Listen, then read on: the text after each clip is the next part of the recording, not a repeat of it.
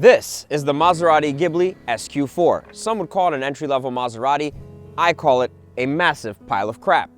Sure, on paper it sounds great. A Ferrari-sourced 3-liter twin-turbo V6 producing 424 horsepower and 428 foot-pounds of torque. An 8-speed ZF transmission and the option of either rear or all-wheel drive. A 0 to 60 time of 4.7 seconds and a top speed of 178 miles per hour. Plus, you get that classic Maserati grille with the famous trident up front. But that's where all the fun and games ends here. This particular car cost $93,000 fully loaded.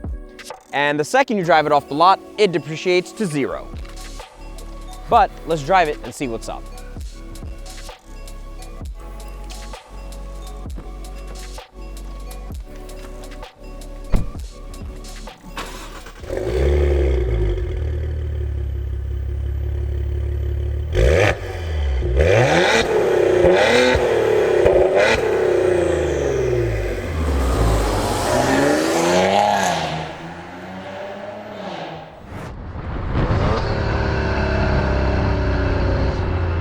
Nope, I haven't changed my mind. This interior is one of the worst interiors I have ever seen. And I'll explain why. This stuff that looks like leather is not leather, it's pleather. Everything creaks and rattles. This gear shifter, for example, it is made out of full plastic.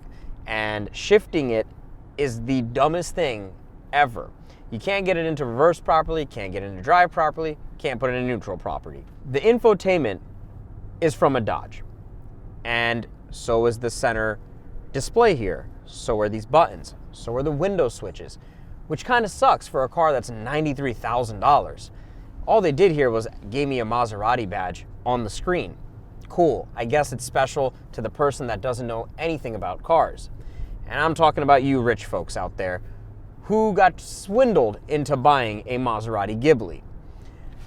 This is not worth $93,000, nor is it worth $60,000. I would pay $30,000 for such a car. Granted, it's got a Maserati engine, but everything else about it is not Maserati. When Maserati made a car, it felt Italian.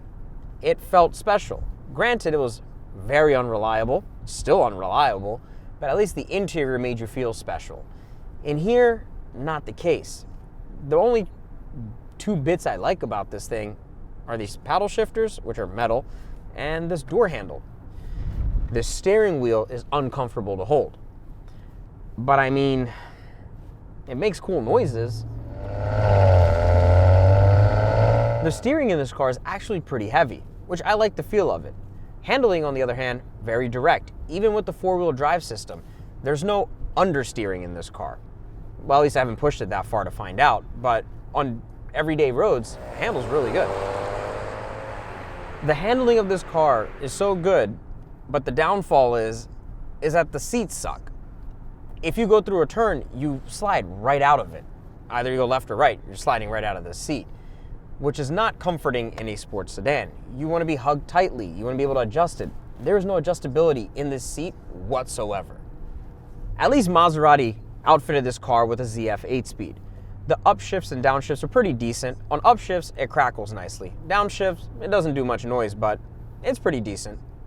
So this car does suffer from turbo lag. Up until 3,000 RPM, you don't get much, but then the torque hits you like a ton of bricks. For a twin-turbo V6, this car sounds really good, but I guess that's always been Maserati's thing, making good-sounding cars.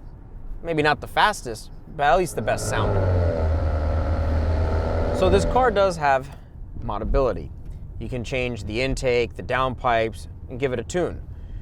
And then you'd have some decent power gains. But from what I've heard, it becomes even more unreliable. But enough about this, let's hand this over to a professional driver on a close course and see where it stacks up on our fast list.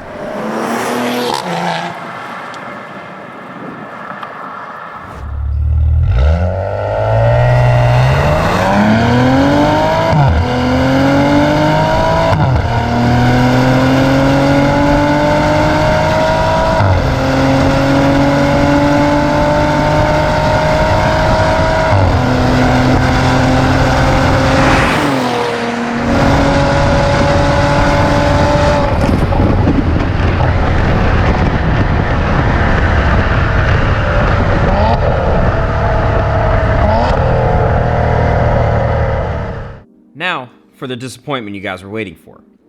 In terms of our acceleration test, it did 0 to 60 in 4.72 seconds, which is right there with the manufacturer claims. Real life 0 to 100 happened in 11.42 seconds, and the quarter mile was pegged at 13.12 seconds at 107.47 miles per hour.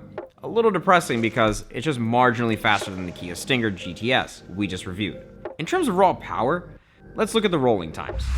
40 to 100 happened in 8.57 seconds, which means that the Kia is still hanging in there with the Maserati. The story takes a turn in the 60 to 130 range where the Maserati did 15.41 seconds, which means the Kia somehow catches up with the Italian sports sedan on the high end. How ironic. For the cool kids out there, we did the standing half mile at 20.66 at 129.84 miles per hour. Remember, the Kia is still right next to you, so if you're in a Ghibli, don't try to flex on a Stinger. When Dan told me I had to review a Maserati Ghibli, I wasn't enthused at all. And then after driving it, I've been pretty upset, because why did Maserati make this car? These results are all sad for a car of this caliber, and frankly, I can't recommend this to anyone, ever. Unless you want to buy one for your wife to stunt when she's at brunch. What? I thought that just happened What? randomly. Yeah, I was like, what? This car's malfunctioning. Yes. First time on the channel? Don't forget to check out some of my other stuff. I produce all sorts of cool content with performance cars and acceleration tests, so if that's your jam, be sure to hit that subscribe button and ring that bell icon for new episodes every Thursday. Thanks for watching.